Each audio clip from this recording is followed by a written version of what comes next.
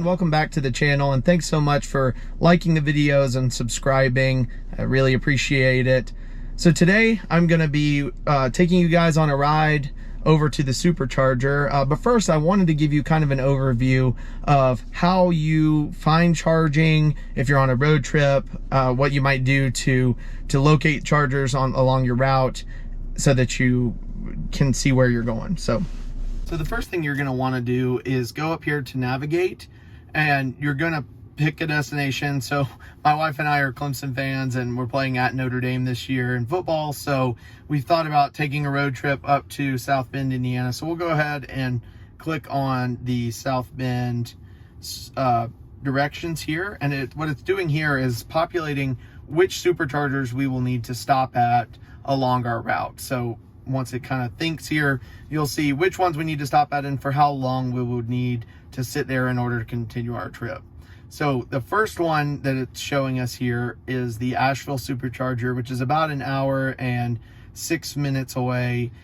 We would get there with 31%, and we would need to sit there for, it looks like 30 minutes before moving on to our next destination, which would be London, Kentucky, then Florence, Kentucky, Kokomo, Indiana, and then we would arrive in South Bend with 21%. So if we knew we were going to be able to charge in South Bend, I'm sure there's a supercharger there or a destination charger.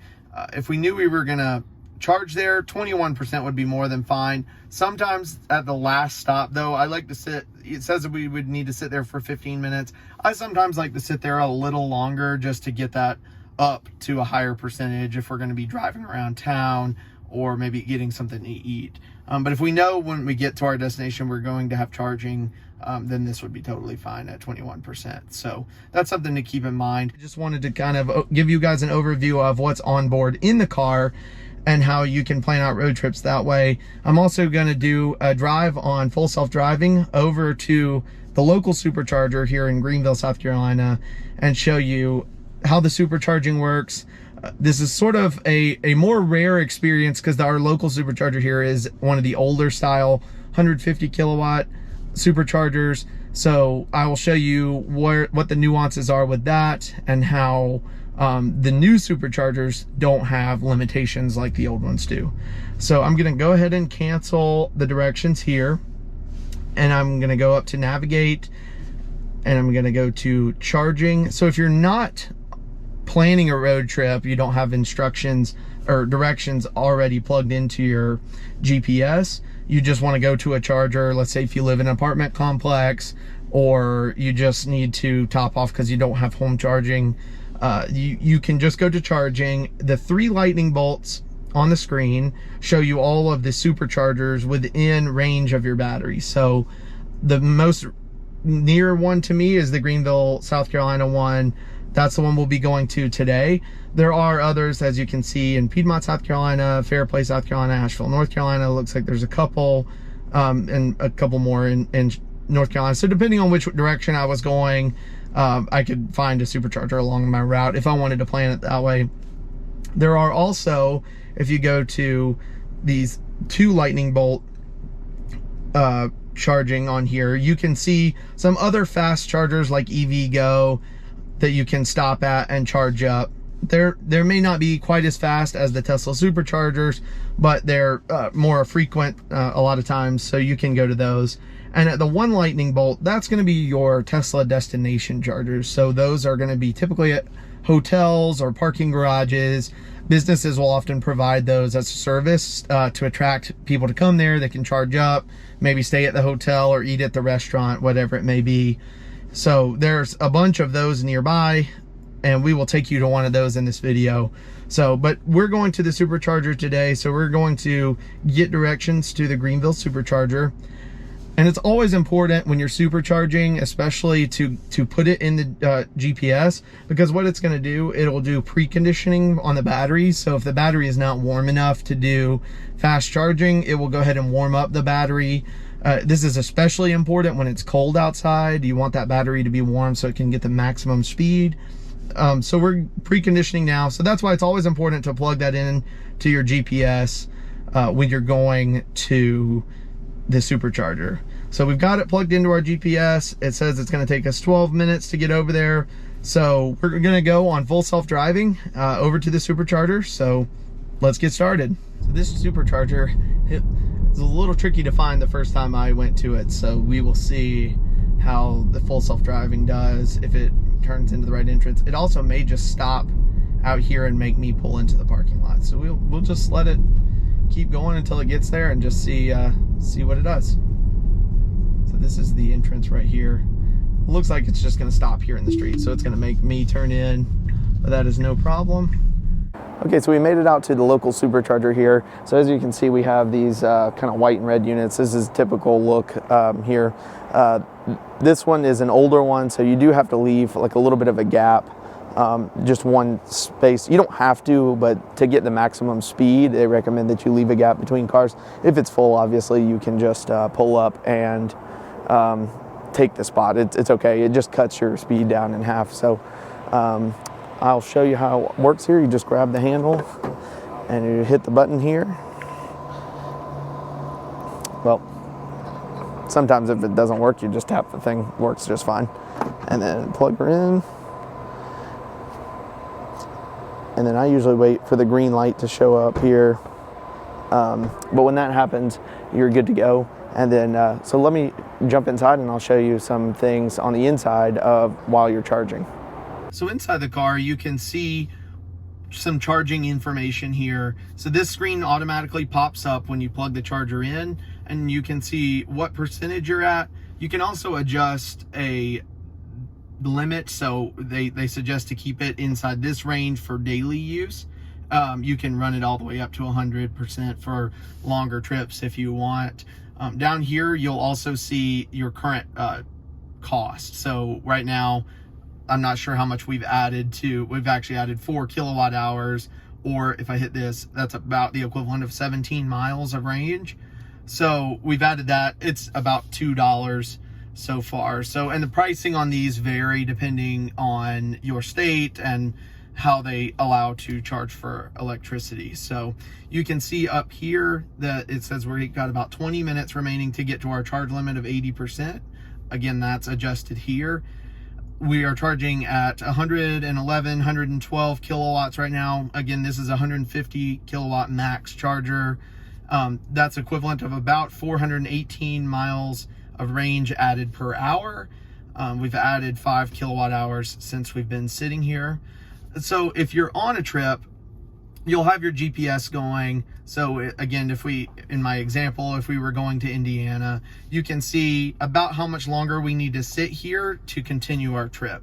So it says we would sit here for another 15 minutes, and then we would be able to make it to the Knoxville, Tennessee supercharger from here. So if you're on a trip, that's great because you don't have to think about calculating how long you need to sit. It just knows how long it needs in order to make it to the next supercharger. So one thing that I do is I like to get to my superchargers with between 10 and 15%.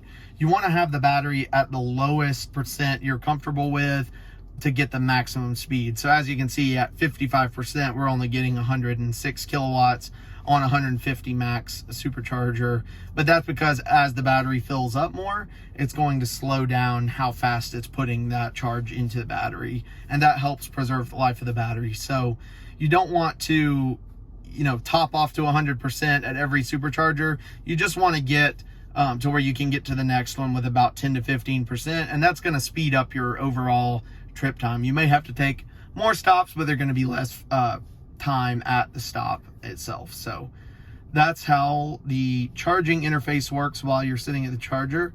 Now for entertainment purposes, if you're having to sit for 15, 20, 30 minutes, you can go into theater and you've got Netflix, Hulu, Disney Plus, YouTube, Twitch, TikTok, or you can just watch some Tesla tutorial videos on how to use, you can look at your owner's manual or how the keys work or anything like that. So you do have some entertainment options while you're sitting at the supercharger.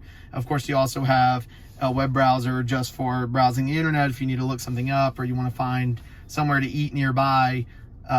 Usually superchargers are placed around restaurants and things to do, so you have something to do while you're charging up. So So now I'm going to take you over to a destination charger, and these are a little bit different. These are going to be like if you're staying at a hotel or if you're eating at a restaurant, they will have these destination chargers there just to entice people to stay at their hotel or eat at their restaurant. So there is one nearby here. It looks like half a mile away. So we're going to drive over to that one so that you guys can see just kind of what the differences are with that. So we'll go ahead and navigate there, and I will put it in drive and off we go. So we're here at a hotel, and this hotel has a destination charger. They actually have 4 of them, it looks like here. Actually, maybe 3 and what looks to be another sort of EV charger if you have something like a Mustang Mach-E or Ford F-150 Lightning.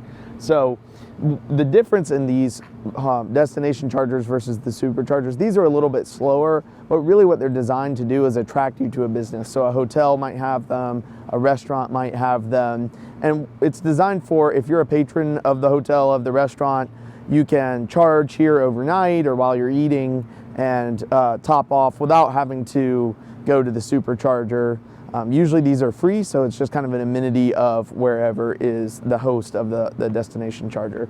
So I'll show you how it works. It's very similar to how the supercharger works. You just reach down here and grab the end and hit the button and then plug it in. And then I usually wait for the light to turn green. I did hear it click over here. It just kind of makes a little noise that's initiating. The light has turned green, so now we're charging. And these are usually like 7 or 8 kilowatt chargers, so maybe a little bit faster than what you might find at home, but less fast than the supercharger. Again, this is really designed for overnight. You're gonna sit here while you're staying at the hotel or a couple hours while you're eating dinner. This is just a nice amenity to have and makes it really convenient. A lot of grocery stores or parking garages will have these. Downtown Greenville actually has some chargers. They're not the Tesla branded ones, but very similar concept. And you can use those while you are out and about downtown. So the really great option if you're not looking for a quick charge, you're not on a road trip, but you want to charge up while you're not at home. So one of the best ways to charge your vehicle if you're not on road trips, if you're just, day-to-day charging, is home charging. So what I've done here, this is sort of my storage area. I put an outlet in there, and I'll show you in a minute how I have that set up.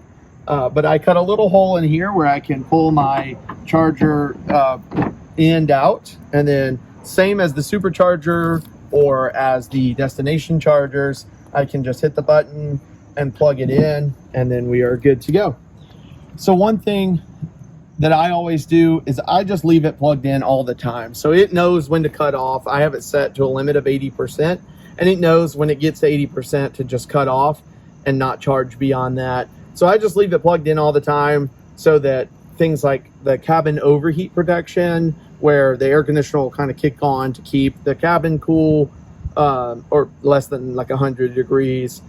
That sort of thing doesn't drain the battery or anything else that it may do while it's sitting here, like software updates or whatever else. So while it's sitting here, I just leave it plugged in all the time. It gets to 80% and it stays there.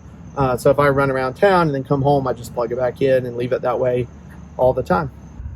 So under here in my storage unit, I had an electrician install a 240 volt, like basically a dryer outlet. This is a NEMA 14-50 outlet. And then I have my NEMA 1450 adapter plugged into my Tesla mobile charger.